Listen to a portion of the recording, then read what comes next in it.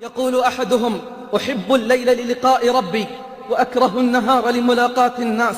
اشترى أبو عبد الله النباجي جارية سوداء للخدمة، فقال لها: قد اشتريتك. فضحكت فحسبها مجنونة، فقال: أمجنونة أنت؟ فقالت: سبحان من يعلم خفيات القلوب، ما بمجنونة أنا. ثم قالت: هل تقرأ شيئا من القرآن؟ قال: نعم. فقالت: اقرأ علي.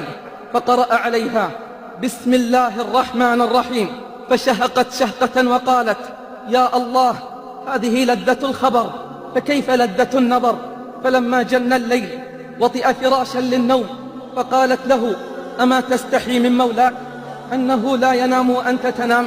ثم أنشدت: عجبا للمحب كيف ينام جوف الليل وقلبه مستهام. إن قلبي وقلب من كان مثلي طائران إلى مليك